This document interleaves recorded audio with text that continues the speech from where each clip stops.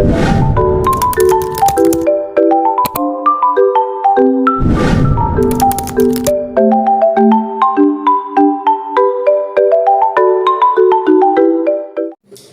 semua, perkenalkan saya Kristina Pasaribu dengan NPM 22220104. Pada hari ini saya akan mendemonstrasikan bagaimana cara saya untuk mengkaji fungsional pada lansia menggunakan Katten's Index.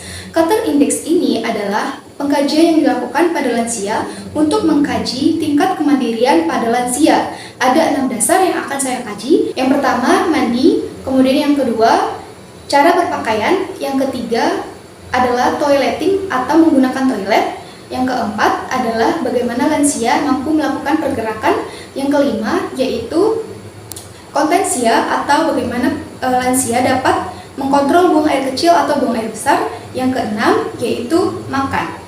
Di sini saya akan mendemonstrasikannya langsung pada pasien saya. Selamat pagi, Bu. Pagi. Oke, boleh saya tahu ini benar dengan Ibu Kasih? Iya. Oke, benar ya dengan Ibu Kasih. Terima kasih. Sebelumnya, Ibu, perkenalkan saya Nurse Kristina Pasaribu yang bertugas pada hari ini di Puskesmas ini. Pada hari ini, Ibu akan melakukan pengkajian menggunakan Katten's Index ya, Ibu ya. Sebelumnya, apakah Ibu tahu apa itu Katten's Index? Oke, nanti tujuannya Katten's Index ini untuk mengkaji tingkat kemandirian Ibu ya, Bu, secara mandiri. Oke. Di mana durasi yang saya butuhkan kurang lebih 5-10 menit. Sebelumnya, apakah Ibu bersedia? Bersedia. Baik, bersedia ya. Langsung kita mulai? Iya. Oke. Nanti ada beberapa pertanyaan, nanti Ibu boleh jawab ya, Bu. Oke, untuk yang pertama, apakah Ibu bisa mandi secara mandiri? Bisa, cuma yang bagian belakang biasanya dibantu. Oh iya, berarti masih bisa, tapi yang bagian belakang perlu dibantu ya.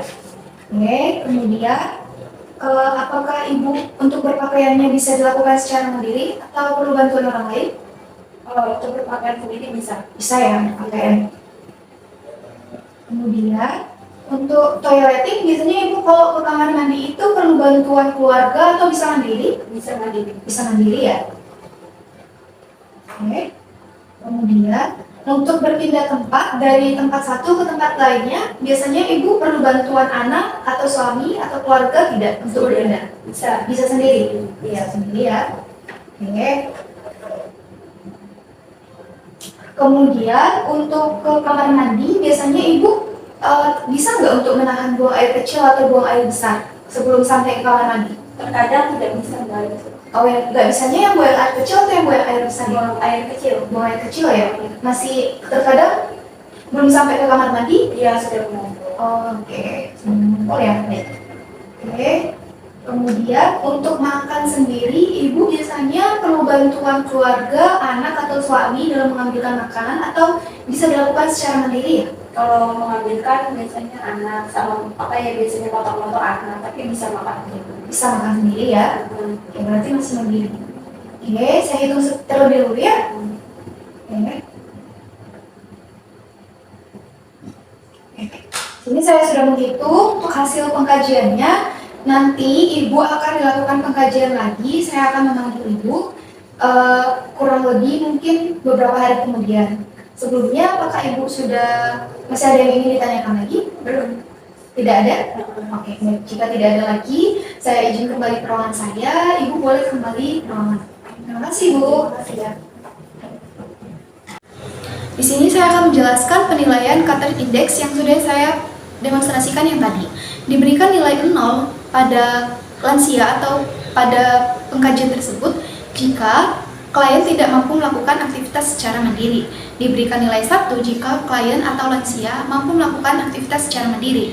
Kemudian ada penilaian menggunakan A sampai G. Klasifikasinya boleh dilihat pada tabel di atas. Catatan, jika klien atau pengkajian secara Katten's Index ini dilakukan pada klien yang secara umum atau imobilisasi yang tidak berat. Jika mobilisasinya berat, akan dilakukan pengkajian dengan instrumen yang berbeda.